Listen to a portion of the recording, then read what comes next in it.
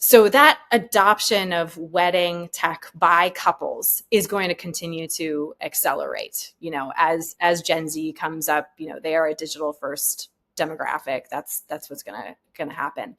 So the key take here, that I want everyone to hear, if this is like the one thing people come away from listening to this, is that the recommendations that you make for digital platforms to your clients are just as important as your preferred vendor list.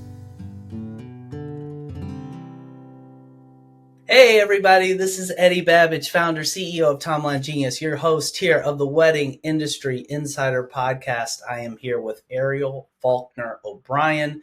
Very excited to do this interview. Ariel is the CMO of Sincere, a technology company that builds platforms for celebrations, life milestones, and memories.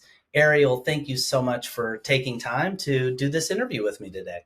Thank you, Eddie. I've been looking forward to this for a long time, getting to chat with you and get to know you, someone else in the celebrations technology world, and to chat about wedding technology and marketing and what's going on in the industry.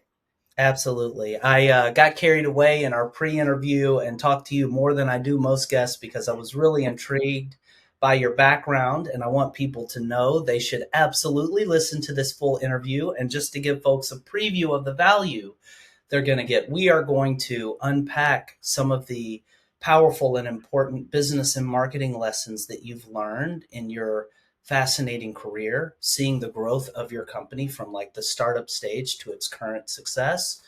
We are also going to talk about some really important stuff in the wedding industry, the Lovebird brand, what it is, how it works, because one of my missions, I want people that listen to us to be informed about the market and to know what's out there for them.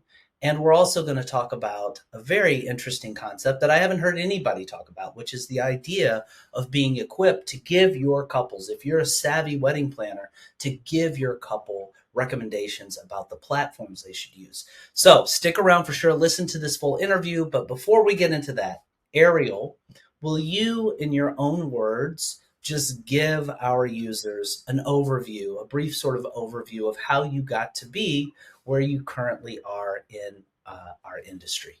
Oh, definitely. And it's kind of been a roundabout path, Eddie. And it sort of wasn't intentional how I got here. But I started off as an English literature major in college. I went to the University of St. Andrews in Scotland, and I lived in the UK there for 4 years. And after I graduated, I got back to the States and it was sort of, okay, now what? And I thought originally I was going to go into the publishing world, but I was really drawn towards marketing and communications. And when we were talking earlier, you said, "Oh, well, that's quite a leap." But to me, it's not, because there is a fundamental connection between literature and writing and marketing, and that is storytelling and the ability to put yourself in someone's shoes and speak to them in a way that gets their attention. So I had a couple of marketing jobs out of college, and then I met Matt Douglas, who is the founder and CEO of our company, Sincere, just out in the wild. He and I were at an event together, and he ended up hiring me as a content manager.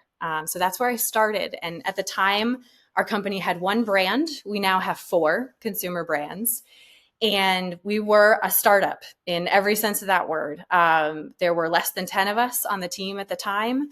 And I came in that content manager role and have been with the company now for 14 years. Wow. And have seen it go from that one brand to 4, grow our team, grow to a profitable company, and now sit as the chief marketing officer on the executive team. So it's been a journey. It has definitely been a journey, and yeah, as I said, it was coming to tech and marketing and to the wedding industry was not something I planned on, but I have loved every minute of it, and I feel very grateful to work on technology that helps people celebrate the most important days of their lives. I love that, Ariel. It's funny, not to wax philosophical here, but at this Oh, age, please, let's do. let's do it. I just find it interesting because in so many respects, I've always been like a very goal driven, intention setting, like this is my strategy kind of person. But it's really just interesting now that I'm coming up on 48. I can look back and I've got decades to look at. It's Yeah. just really beautiful and fascinating to see how our lives are this like meandering, like mixture of like what we intend and set out, to do versus what we never could have anticipated. Because you never know when you're going to randomly meet somebody like Matt at an event. Like, I mean, you can't plan for that. Yeah, it's just what do you feel like kind of connected you guys when you met? I think we were at a table together, and he was asked me what I was working on, and I told him about my current job and that I was sort of bored, Yeah. honestly. And Yeah. he said, "Well, I'm working on something that's pretty interesting over here." And that was Punch Bowl at the time. So that's our Right. flagship brand at Sincere. So Punch Bowl, which is known for online invitations and digital greeting cards, and is now used by millions. That was our first brand, and I really just could tell Matt was super smart. He surrounds himself with smart people, and I wanted to go work for him. Yeah. I love that. So tell me, you've had a heck of a ride already and you guys aren't done. Like you're spreading your wings as we speak and flying metaphorically with the launch of your Lovebird brand and the buildup of your brand. Tell our listeners a little bit more. I want to just kind of get into the Lovebird brand, which is, a newer initiative for you guys. Yeah, so I'll just mention. So I mentioned Punch Bowl already. Yeah. The other two brands that existed before the launch of Lovebird were Time Hop, which Okay. your listeners might also be familiar with. Mhm. So that's the app that allows you to relive your memories from this exact day in history, Yeah. and that's your photos and videos and social posts. It pulls in all of that, and you can relive and go back in time.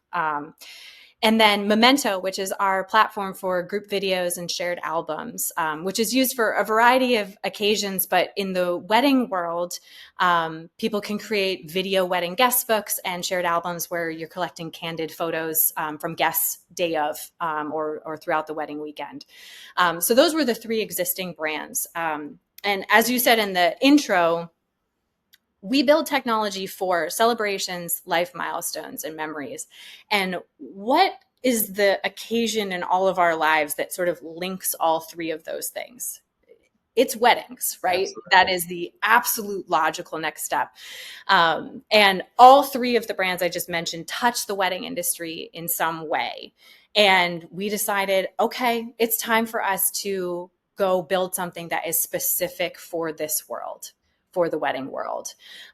So we launched Lovebird, which is a premium platform for engaged couples to communicate with their wedding guests. And the vision for Lovebird is that we will include every touch point so that you no longer have sort of you're doing ad hoc, you're communicating over on this platform for one thing, you're using paper over here. We're trying to solve for something holistic that's really seamless for both the engaged couple and for their guests. So right now, the offering includes things like engagement announcements, free wedding websites, digital save the dates and invitations, RSVP tracking, meal selections, messaging your guests even day of, right on through to digital thank you cards after the wedding itself. And there's more to come. So we set out really to redefine what elegant wedding guest communication looks like, and to build a platform for that.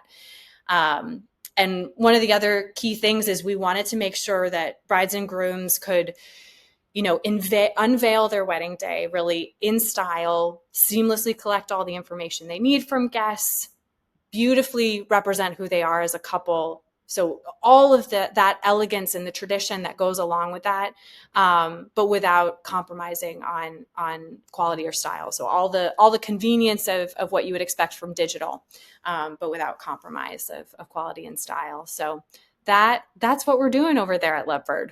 I love that, Ariel. Let me just kind of I'm gonna ask a pushy sort of question here. Just to Pushy really, question. yeah, All yeah. right. I want to know, with all of the tech that's out there for people, even before you guys started working on Lovebird, Yeah. What was it that you saw, like the need, the gap that made you say, there's yet another digital platform here that is needed? Um, Obviously, and I'm glad you gave the history so people can really see the context here and the suite of products that you guys have. But tell me, what was the sort of acute need that made you guys say, no, we're going to plant our flag here and we're going to really put some time, energy, money, and effort into building out this service because it's needed? What was the observation? Yeah, I think there's two things that come to mind there. So the first is that we were seeing some of this activity already on Punchbowl. So as I mentioned, we have our flagship brand that has been doing online invitations, has been really a pioneer in that world for years. So we could see from our own data what was happening and the increase in the number of people that were turning to digital for invitations and save the dates for their weddings. So that was already in play. And then the other thing was that many of the platforms that exist today, many of the offerings out there, are built by companies that do other things. They are not fundamentally technology companies first. And Mm-hmm. so that was another piece of the puzzle. It's like, this is what we do. We build technology for celebrations. We have a wealth of knowledge on our team of how to go and do that well. And so that was really the kernel of where that started. And then from there, it was, okay, the other sort of challenge in the industry right now is that it's so disjointed, that people are pulling solutions from different places. And we think we can address that in one all-in-one platform. That's not to say that couples can, have to use Lovebird for everything. Right. Right. They can come to us just for their wedding website and their digital thank you cards if that's all that they need from us. Right. But the idea is that they could use it for every piece of their wedding guest communication. Absolutely. Well, I wanted to have you tease that out. Thank you for doing that. One of the things that I mentioned this to you in our pre-interview, um, one of the things that I want to accomplish with our podcast in general, and definitely in this episode, I want people that listen to be informed about the wedding industry landscape, to know the services that are out there. And I feel like it's empowering for them to know about Lovebird. But just to kind of, and I'm sure people's, our savvy wedding planners that are listening are already thinking like, oh, okay, I can see some ways that this maybe connects to me and my business, but let's just tease that out directly for them. Mm-hmm. Why is Lovebird something that planners should know about, and how, because, they're not the couples planning the wedding, but what's the intersection between Lovebird and the wedding planning community? Yeah. So, I mean, for me, just to sort of set the context, and I think this is clear to everyone who's in the industry, but today's couples are seeking digital solutions for weddings. Like that is happening. We see that across all facets of wedding planning. I saw a stat that 1 in 5 couples are using AI in some respect when it comes to wedding planning. I think that's probably understated at this point. I Um, agree. Another one that comes to mind is, 87% of couples are creating wedding websites, and everyone listening to this podcast will say, well, of course, that's table Right. stakes now. That's what Right. everyone's doing. But in the scheme of things, that was a fairly recent development, right? That has evolved and changed in the last few years. So that adoption of wedding tech by couples is going to continue to accelerate, as Gen Z comes up, they are a digital first demographic. That's what's gonna happen. Mm-hmm. So the key take here that I want everyone to hear, if this is like the one thing people come away from listening to this, is that the recommendations that you make for digital platforms to your clients are just as important as your preferred vendor list. I think that's fascinating. I Yeah. think that is I've actually, in all my years, and I'm in the wed tech space, I've never heard anybody articulate that point. It's fresh, I like it, and it's compelling. And what we obviously know, and I know this because in building Timeline Genius, I spent untold hours like talking to wedding planners, getting to know the minds, hearts, and fears and concerns and ambitions. And that like a savvy wedding planner, like one of the many things that they bring to the table for the couple is like, and we talked about this as well, I know the vendors. Of course, you can go on Google and you can search for all the photographers if you're XYZ couple in your city. But when you hire me as the wedding planner, right? If I'm bringing that value to the table, it means I've worked with this person. I know they're great for an event, just like the one that you're imagining for your wedding. But I had not really thought of this sort of idea of like in the same way that you bring that expertise and relationships and knowledge about which vendors to use, bringing a list of like platforms because it's equally overwhelming, kind of like what I just said, Ariel. There are Yeah, so many tools out there. so many. You, as the wedding planner, this is your job. So to bring that expertise of like, these are the platforms that are quality, that I've vetted, that I've used, that are relevant for you. How do you suggest maybe that wedding planners leverage this concept? Like, do they need to go out and just carve out time to get smart on the landscape or put together their own list of preferred platform? Like, how do you kind of I leverage think this? that's right. I think that's right. And I think there's, it depends on, how much time you want to dedicate to it, right? But I think having that list of go-tos is the play here, is to build your own list of recommendations that you're going to have ready to go for your couples. And, Yes. I sort of think of it as broken out in the different phases of planning. Like that's how I Yeah. probably would approach it. Mm-hmm. Um, but yeah, so it's like you decide you're going to have this list and you're going to have your go-to's. So how do you go find the good ones? I think that's a really interesting thing. um, for me, I always look for three things when it comes to assessing platforms. I put together, I have an acronym for it to help people remember. I So love it's it. WED. So wed, you're looking for something to wed, right? Okay. Very appropriate for this audience. So the first thing I always look for is works well. That's the W, works well. And for that, that's just features and functionality, right? Does Right. it have the features you think it should have? Yes. And typically you're looking at homepage, you're looking at app store listings, and then Mm-hmm. the secret sauce there is to go look at the help articles for a platform, because that's often where you can get questions and answers about what does it actually do. Do I think it has Sure. everything that my Sure. couples need? So that's your W. E is easy to reach. So that's customer service, right? Yeah. So can you get in touch with a human? We all know in the tech world that's so important. For me, I don't consider phone support a requirement. I think email, as long as you've got someone who will reply to you in a timely manner, or you can reach someone on live chat, that's always a good thing. So if you're out exploring a platform, send them an email. See if they write back in a reasonable amount of time. So that's E, easy to reach. And then D is designed beautifully. And Eddie, you're in the tech world. You know that this is kind of a nebulous thing, Yes. but that first impression when you get to a platform, whether you've downloaded an app or you're on the website, Yeah. does it feel sleek and elegant? Yeah.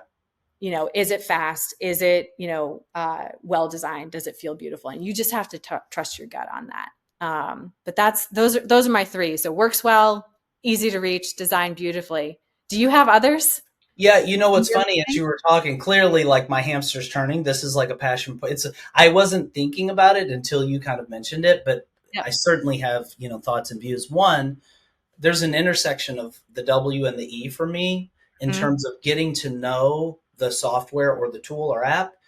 Um, Reach out to the customer support team and see if they'll give you a demo. Because I think that like in our case, like with Timeline Genius, I'm like, you can go through the free trial, you can look around and all of this, but like it's so much more efficient if you get, a certified wedding planner on our team that knows our software inside out, that will just get on a Zoom with you. And you're 100% right. I think email support is kind of a baseline, but maybe because I'm a child of the 80s, like I still do like talking to people and doing what we're doing right now. So like our team will get on and like I feel like, yeah, there are many other platforms that will just like really show you around. That can be a nice sort of hack. And then where my hamster goes as he's turning is just, you're so right. Like I've had customers that say we can get bookings because we tell people when you hire us, this is like the suite of tech that this is the tool we have for our timelines. You get to collaborate.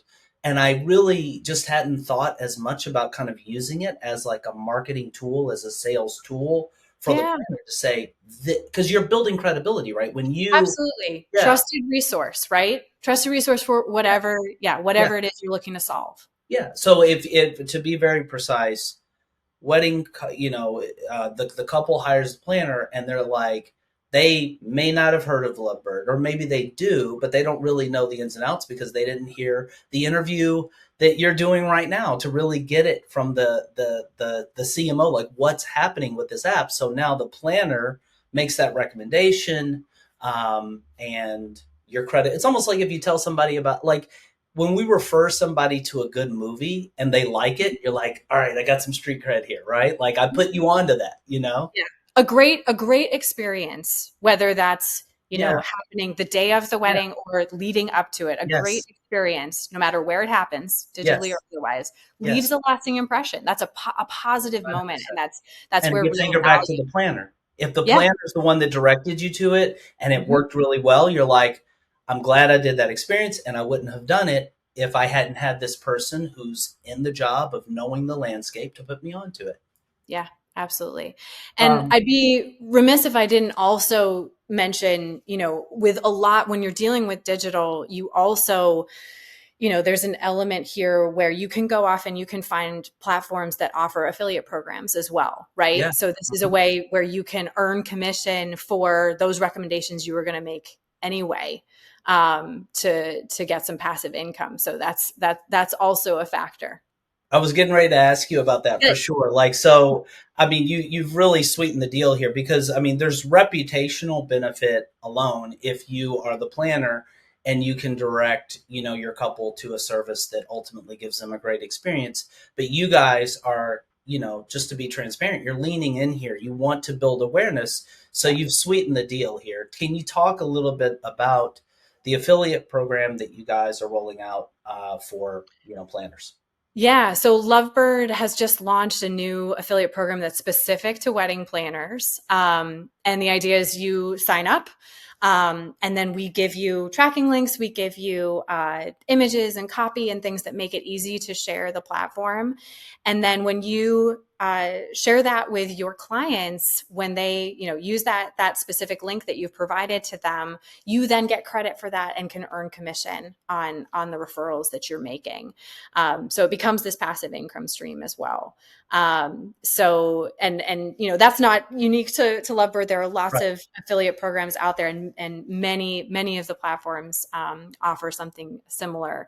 But it's a great way to not only again boost income and sweeten the deal, as you said, but it also allows you to build a relationship with the brand. Often when you're part of an affiliate program, the partner will be reaching out with a survey or asking for feedback, and you have an opportunity to really influence what's happening over there. So, and in the case of Lovebird, if, there's a particular digital stationery suite design that you'd love to see, like we would love that feedback. We would love to hear from you about that.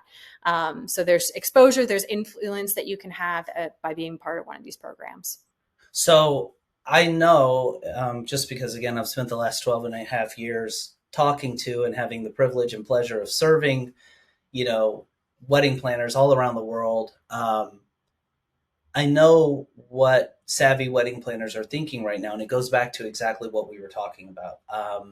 I think even more important than the passive income, which, hey, everybody likes money. Like, Yep. money's a good thing. We need these dollars to make our businesses run and grow and all of that. But the primary thing that even takes precedence over that is going to be the reputation that we're talking about. Because again, if I'm a planner and I recommend a good experience to my couple, that comes back positively on me, and it builds that sacred, intangible, priceless thing that is my reputation, right? So Yeah. what can planners do to uh, kind of get up the learning curve and get up the confidence curve on knowing that Lovebird is something that is going to deliver that great experience to their clients. What do you recommend if I'm a wedding planner? I'm like, hey, before I Yeah. start recommending this to people, like what should they do to kind of get familiar and build their own confidence that this is going to deliver this great experience for the couple? Absolutely. Great question. So I would say head over to lovebird.com, start exploring, check out what we're doing over there. Mm-hmm. And you can also send us a note at affiliate@lovebird.com. And we would be happy to do a demo, like what you were just talking about, Eddie, Yes. to walk you through what the platform has to offer. And we can do that sort of as a webinar format, right? Where we can offer that to folks, to show you all of the functionality.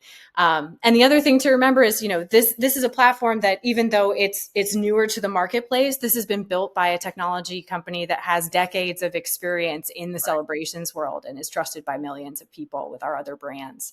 So those are the two things I would start to explore, and then ask us for a demo. We'd be happy to do that.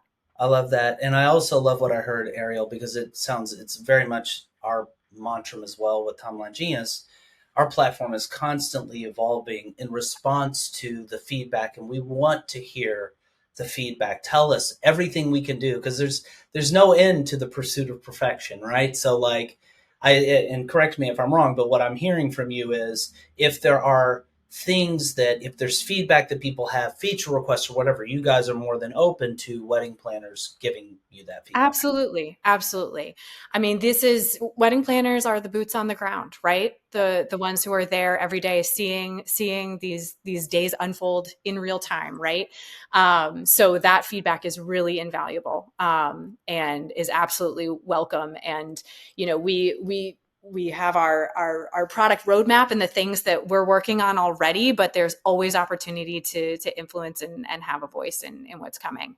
My team, in addition to marketing, I also oversee the creative team at Sincere. And so again, from a design perspective, you'll see, there are hundreds of really beautiful hand illustrated wedding website themes and matching, coordinating digital stationery. And again, if there is input on that, we always love to hear that. We always love to hear that, and love to accommodate requests. So one more time, just specifically to kind of put a fine point on this, like I would personally say, take Ariel up on this offer to get like the webinar demo or whatever, to get smart on the product. But for those that may already be ready to just jump right in and to participate in the affiliate program, what are the precise steps they should take? Yeah, so you're going to head over to Lovebird, lovebird.com/affiliate. Mm-hmm. Can we spell affiliate? AFFILIATE Yep. -affiliate. And that's where you're going to sign up. So that's where the information about the program lives, and that's where you can sign up and join. As a wedding planner, you know how important it is to create detailed wedding day timelines for your events. But creating your timelines can be a tedious and time-consuming job. Until now. Because Timeline Genius lets you create beautiful, detailed wedding day timelines with ease. And it keeps everything you need on the wedding day in one central place. Here's how it works. First, Timeline Genius saves all your clients, vendors, and venues in your Rolodex, so you don't lose time looking for their information. And when you're ready to create a new timeline, you simply enter the key information for your wedding. Click a button, and voila! Timeline Genius magically gives you a customized timeline for your event, where all the details are laid out and the times are calculated for you. From there, you can easily edit your timeline by adding or deleting items, inserting images, changing font styles, and customizing everything to your liking. You can also instantly shift the times for as many items as you want. And when it comes to your clients and vendors, Timeline Genius lets you give them the highest level of service. You can send them tailored timelines, showing only the items they're involved in. And you can collaborate by inviting them to a mobile-friendly, web-based version of the timeline. You can even set text message reminders to automatically go out on the wedding day. And once you've completed your perfect timeline, you can download it or email it out as a beautifully styled PDF. And that's Timeline Genius, a smart software that will help take your wedding planning to the next level. Start your free trial today. Okay, so yeah, I would say, from where I stand, I am not a master of your platform, but I can say that I have just loved interacting with your brand. Your reputation precedes you, and we were connected by two of my favorite people in the industry, which are Nora and Elizabeth, and they are wedding planners. They're the brains behind Rock Paper Coin, and they have given nothing but like four thumbs up for everything that you all are doing. So I will put my reputation out there and say, if you're listening to this, go learn about Lovebird and see if this is something that you can integrate into your digital offerings. Create that list that Ariel's talking about of like, you probably already know somewhere in your mind. And if you need to flesh it out, then go out and do a little bit more research, understanding this is part of the value that you bring to the table for your couples. Like, which platforms can they use and have good experiences? So I want to shift gears a little bit here, Ariel, and we may come back a little bit here. I'm watching the time fly as it always does. Um, I want to shift gears a little bit and talk a little bit about your professional experience, because everybody listening to us, or the vast majority of the people listening, they run businesses, and you have a wealth of experience in marketing, in business, and seeing all of these brands grow in the way that they have. And I was asking you, what are some of the big lessons that you've learned from business? And one thing that you mentioned that really resonated with me is you said fundamental prioritization. Yeah. Can you talk to me a little bit about this? Because I want people to always leave these episodes with information they can take back to their business and apply to it to make it better. How did tell me more about this concept of fundamental prioritization? Yeah. I mean, this comes down to, for me, prioritization is not just about deciding what you're going to work on. It's also deciding what you're not going to work on. So the way we run the company is we envision, we articulate a single goal for the entire year that the whole company is working towards, and that's how we measure our success internally. And then we break it down by quarter, and we get more specific as we're sort of marching towards that goal as the year progresses.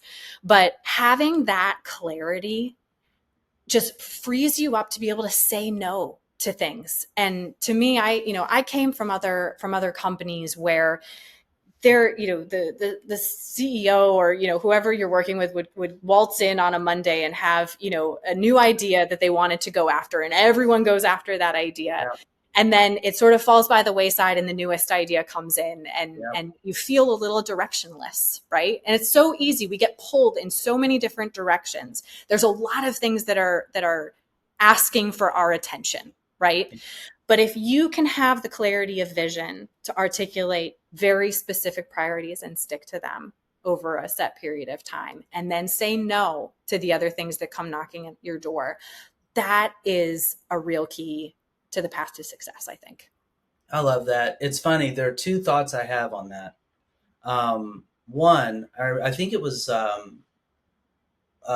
yogi named Yogananda that was talking about like people and the practice of meditation, but it transcends, it applies to everything, where he's like, you start drilling, like, say for oil, and then you Mm-hmm. hit some rock and you're like, ah, better go drill over here. You start drilling down, you hit the rock. Cause I think that's part of what can fuel this idea of let's go chase the next thing Mm-hmm. instead of staying doggedly focused on the one critical thing that you said you wanted to accomplish. Is like, and you can tell me if this resonates or doesn't with your sort of experience. Like, you start working on something, then it gets a little hard, and you're like, you know what? This ball over here looks really shiny, and this right now is becoming like a little monotonous, and we're getting to the hard part. Does that resonate at all with you? Like, Absolutely. Yeah. Because there's factors beyond our control, right? The world is going to do its thing. yeah, And you can't control that. All you can control is what you're working on right in this moment. And yeah, I think there is a temptation a lot of times where when when there's a bump in the road, Yeah. to veer off and go somewhere else. But if you've really done that work to articulate, like, no, this is still the most important thing. This is the most important thing I'm working on, and to stick with it. That's that's what matters. What is that work that you just kind of alluded to? Like the work of like, I mean, do you sit down at the end of a year and kind of really think intentionally like what are we really trying to accomplish? What's the one big thing that could do the most to advance our like what does that process look like for you guys? Yeah, I mean, it starts with Matt, Hmm. and he always jokes that it's him staring at the ocean in the summer. He stares at the ocean, and it's big picture thinking, right? So it Yes. starts well in advance, and then the whole executive team is involved as we progress to the end of the year, and we see how the year is going, and then we're mapping out what we're going to do in the coming year, and then that's something that we share at the beginning of the calendar year every year with the whole team. But yeah, it's big picture, right? It's understanding, for us and the trajectory we're on, we're looking, 5, 10 years ahead, Yeah. and then Yeah. backing into where are we right now Yeah. and how do we put Brilliant. ourselves on the path, right? And that can be hard. That's hard. That's really, that big picture thinking is really hard to do. And you have to have some space and time to sit with that to be able to get to that level. And I know that's not uh, uh, available to everybody to be able to be Right. sitting and doing that level of strategic thinking. But I think you can do it on a smaller scale too. If you're just looking ahead, okay, the next 6 months, the next 12 months, what am I trying to do for my business? And what are the things that I think are going to move the needle in a meaningful way? So are you really is your team and is Matt kind of really leading this process where he's like, okay, um, I had a coach actually at one point, and he said we did this sort of stand in the future exercise. Mm. Exactly what you're talking about. Like, Hmm. where do you want to be? Like, see Hmm. the reality, describe the reality that you want to be in, say, 5 years, right?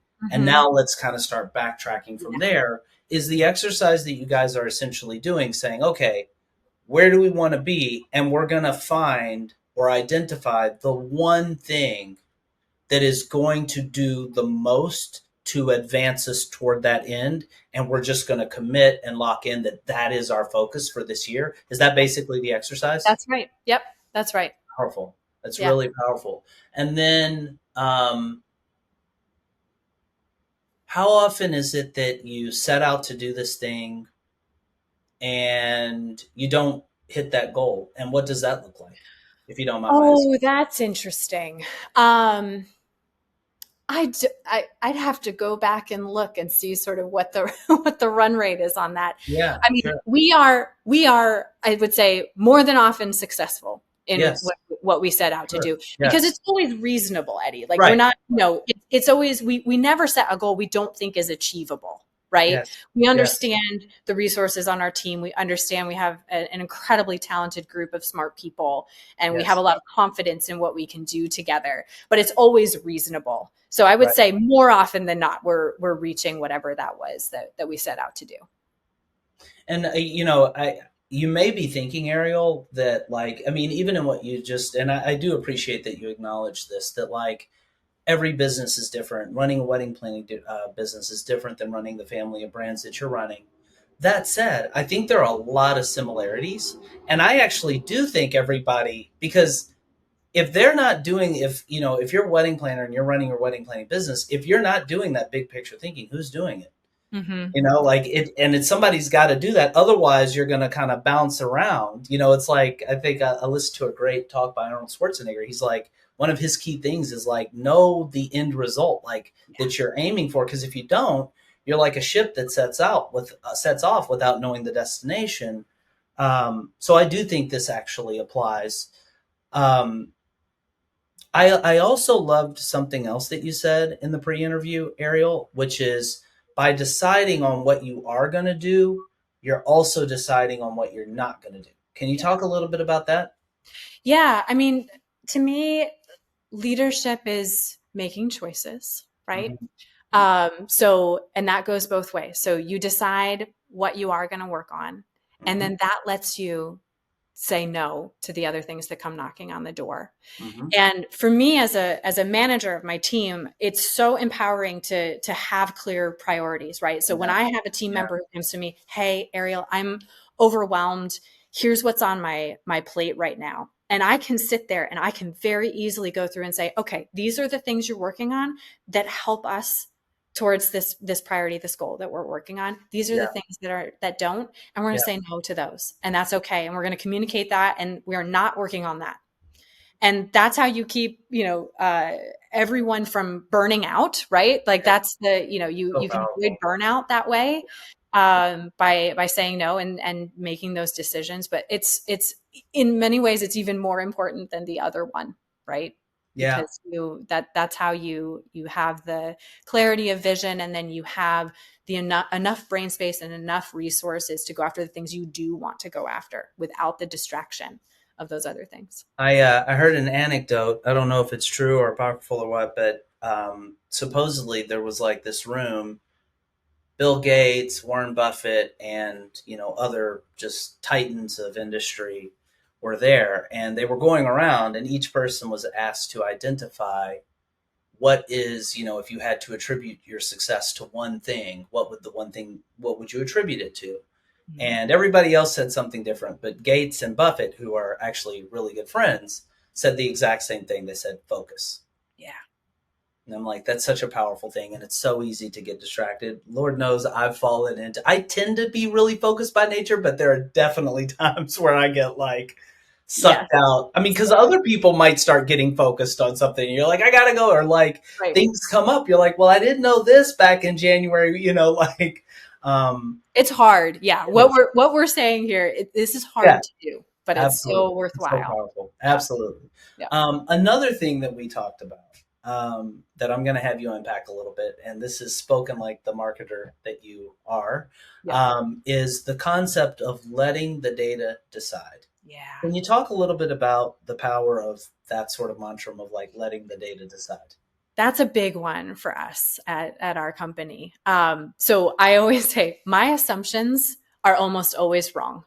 So the ad creative I think is going to work, the message I think is going to work, I'm almost always wrong. Yeah. And that's after a decade plus in this industry, and still it's usually wrong. So having good data and having the input of actual data is essential, and that is what you should let make the decisions most of the time, is let the data decide. And so for wedding planners, I think that's a little bit trickier than for those of us in the tech world, but I think it still is possible. I mean, a survey after the fact, about can you gather some measurable feedback from clients about what worked, what didn't work, how you can refine your process and services. Any data points can be useful to you. I think we were talking in the pre-interview about your website, the analytics for your website, your social channels. There's data to be had there. What can you learn from those data sources that can help inform your future decisions, and not allowing the data to tell you what the answer is, instead of introducing your own biases? Because again, I think we're often wrong with what we bring to the table. I love that point, Ariel. It is nearer and dearer to my heart than you probably even know. And we did, it's like, again, we know every business is different, and you're probably looking at reams of data that, most wedding planners don't necessarily need to evaluate given the nature of your job. That said, there's always data to be listened to. And it's not necessarily just, and I love that you brought up the idea of a survey, because it doesn't just have to be percentages and conversion ratios and stuff. Where my mind goes, Ariel, is the whole way that I founded Timeline Genius. It was based on something called the lean startup methodology, where I didn't come up with this idea. Like, I listened to people to understand. And I would have a hypothesis like, oh, I think this is the problem that the wedding plan, and wedding planners should have hypotheses like, I think this is the type of couple that I really appeal to. Here's why I think I really appeal to the couple. Here's what it is about my service that I think they really enjoyed. But the data is like asking the person, like, is this really like, what did you like most about my service? What could I have done better to serve you as a wedding planner? Like that all in my mind constitutes data. And I feel like everybody pretty much falls into the exact same trap that you just said. Not even trap, but just like we think we know something, but we have such limited experience that we can't really know. Like we have to look at the data, you know? Yeah, and the world, the world, the market, it changes on us as well. So Right. things Yeah. that were true for our business 5 years Yeah. ago Yeah. are no longer true. So that's the Yeah. other important thing about data, is that you're getting updated information about what is going to be successful. Yeah. It's almost like when you're running the business, you're like in a room and you need to know what's going on outside the room. Hmm. And you have intuitions about what's happening, but you really need to like get research reports. Like you need data to tell you, no, oh no, that is what's happening here. Like this is, the market and the size and the way that I should be positioning my service because I've got the feedback to tell me that it's working. Um, Absolutely. um, there was another point that we talked about, Ariel, which is again, I feel like this, and you were even worried that this might be too simple. I say this is the fundamental. I feel like you really got to like the main nerve of what marketing should be Hmm. um, around audience. Can you just kind of explain that point that you Yeah. mentioned to me? Yeah. So I think the question you had posed to me was, what's the most fundamental, core piece of advice you would give to Yeah, wedding planners yeah, about yeah, marketing? yeah. Um, and what I said was, go to where your audience is. Yes. So the basic function of marketing is to identify who your audience is. All right. And then you have to go find them. So you go to whatever Yeah. media they're consuming, whatever platforms they're spending their time on online, wherever the events that they're attending in person are. You Yeah. go to where your audience is, and then you figure out what to say to them, right? That's the third Right. step. Who the Right. audience is, go to them where they are, and then what are you going to say to them once you get there? But figuring out the where they are, that is the core piece of building a great marketing campaign or strategy, right? Because that allows you to determine where you're going to spend your budget and your resources for finding those customers and bringing them in the door. So most planners listening to us right now are wearing many hats, and I'm going to go out on a limb and say one of the hats that they're wearing is the CMO hat. Mm-hmm. They don't have somebody like you with your marketing expertise to just kind of run their marketing ship. So what would you tell them, Ariel, if you were able to just kind of counsel them right now around, I think, and you by all means correct me, shoot, steer me differently here if you Mm-hmm. see this differently, but I'm like, I don't want to skip that first step that sounds really obvious, which is knowing your audience. Yeah. How do I do that if I'm a wedding planner? I know this is probably a podcast unto itself, but what are the general thoughts that come to mind in terms of, first of all, I got to know who it is. Who's my audience? Like, how do I figure that out? Yeah. I mean, I think there's a couple of different ways to come at that. So the first question I would ask is, who is your existing client base, right? So who are you serving right now? Who is coming through the door? Because you can take a look at that and that can tell you a lot. The second would be, all right, who do I want to be working with? Because that might be different than who you have currently. Mhm. And then the third thing is there a niche? Is there a subgroup that I can sort of identify and target that is part of that? Because the more specific you get, the more honed and successful your marketing can be. That's how I would approach that question: is to look at those three things. So who's coming in the door today? Who do I want to be working with? And then is there a subgroup of those folks that I specifically want to go after? I love it. The experienced marketing pros that I talk to, that I read, all in they may not use the exact same words that you're saying, but they all are going to fundamentally say that you're going to really want to focus in on, it goes back to that focus in a different, it also goes to data because again, Yes. I'm thinking you could learn from the existing customers that you've served by doing questionnaires as you suggested. But this notion of focusing, again, can require some discipline. If I'm like, yeah, but I don't want to say no, it's like that deciding thing again. I don't Mhm. want to say no to these other people, but correct me if I'm wrong. Your point is if you're speaking to everybody, you're speaking to nobody. So Yeah. really get clear and focused on who you're serving. Yeah. And you may still serve others, right? Right, Other demographics are always right, gonna right. show up, and those can still be clients, but great marketing is specific and opinionated and does speak to a specific audience. And then once you've gotten really clear on who your audience is, who you're talking to, how do you find out where they are? That is, I mean, that's a combination of research and asking them, Yeah. right? So again, that comes down to, going to the well of clients, talking to others in the industry and figuring that out and where they're spending time. And a lot of us, I mean, in my world, with some of our other brands, for example, one of the other audiences I might be trying to reach is moms. Well, I'm a mom myself, right? So I know where I spend time. So there's Right, anecdotal information right, that you can gather as well, and right. just understanding that. And then some of it is also going to be trial and error, right? So there's the concept of testing channels, right, in marketing, and saying, okay, I think that let's say it's a local event that you're going to go to, right? So there's a wedding show or something like that, and you're going to go see who's there and Mhm. figure it out, and seeing what kind of results you get from that. So there has to be some level of experimentation that goes along with that too. I think sometimes I'm a business book junkie. We actually had a chat since you're an English major. I'm really excited to read the book you recommended.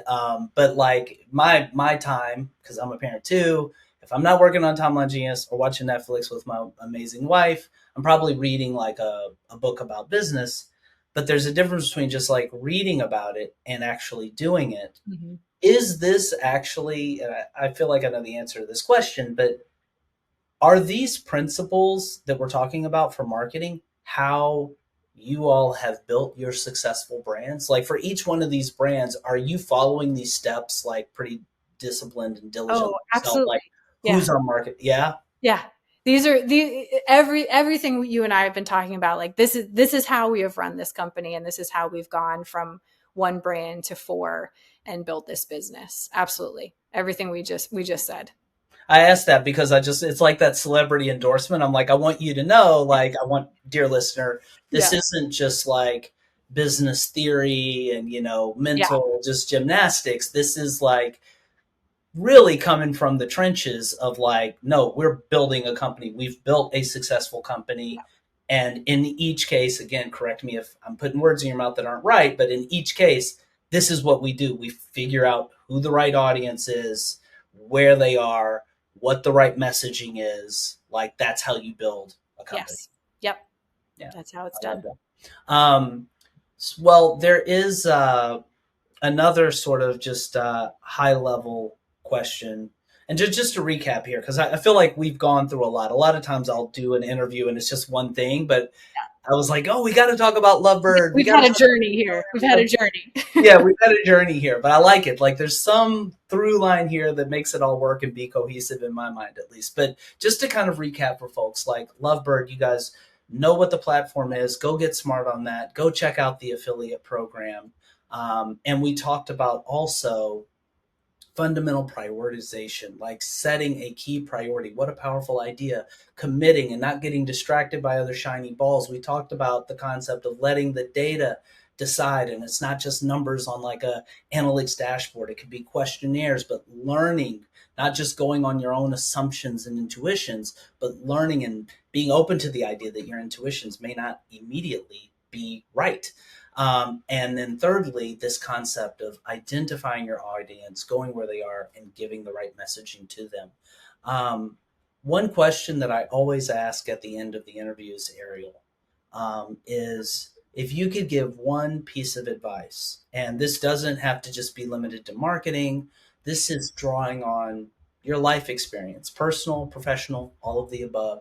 If you could give one piece of advice to our audience, that would be as helpful as possible in getting them to realize their professional dreams and ambitions? Like, what one piece of advice would you share with people today? I think it's probably the same one that we share with everyone on our team, and that's to have an opinion. Great technology has an opinion. Great marketing has an opinion, as we've talked about. Great wedding planners have an opinion. And to me, when someone has arrived at a clear opinion about something, it's a sign that they've given it time and consideration. And the best debates and discussions that we have are when people come to the table with different opinions, but those are, the ones that they're passionate about. I love when someone on our team, takes up the torch and says, follow me here. This is what I think we should go do over here. That's a great day for us at the company when someone has that clarity. Now that doesn't necessarily mean that's what's going to happen, of course. And, in the wedding planning industry in particular, you have clients who have visions of their own, and you have to balance that and make sure, clients are happy. But, it's that's the one thing, is that to have an opinion about something, and that comes back to what we were talking about earlier about being a trusted resource, right? People look for guidance and leadership, and when you can present that clarity of vision, I think that makes a huge difference. I'm going to draw one more parallel. I told you it Yeah, all fits together it all beautifully. comes together. The other parallel or connection I'm going to tie is having an opinion. And again, tell me if this isn't the way you're seeing it, but it connects back to knowing your audience, because, and it also connects back to focus, because once you step out into this crazy world with an opinion, there are going to be some people that are like, I don't agree.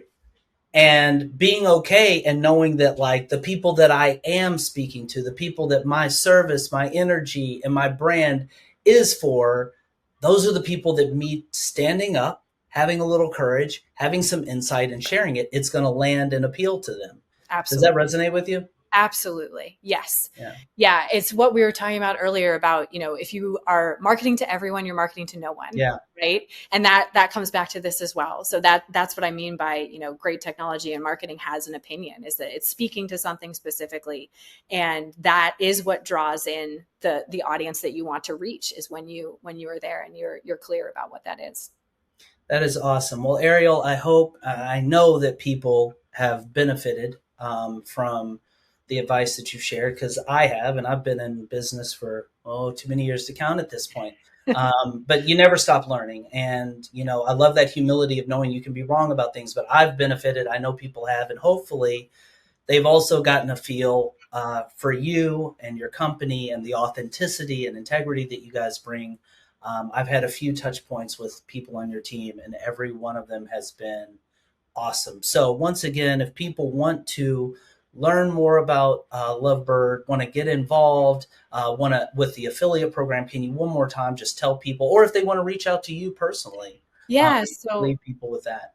absolutely. So head over to lovebird.com/affiliate to learn about the program, or just lovebird.com if you want to explore the platform itself. You can reach us at affiliate@lovebird.com. That'll go to our team directly. And if you want to connect with me personally, head on over to LinkedIn. I'm my posts there are not super frequent. As I said, I'm a mom and a CMO, but that's where you'll find me most often. Well, Ariel, on behalf of our Timeline Genius community and all of our Wedding Industry Insider podcast listeners, I just want to say thank you for taking the time to share your expertise from your years of experience in business, marketing, and our industry. And also thank you and your team for doing what is, I know from personal experience, having built 3 companies, it's hard. It's challenging. I called it the trenches for a reason, to build a service and to give back to this beautiful industry that we're in. So yeah, big, huge thank you. Appreciate it. Thank you so much, Eddie.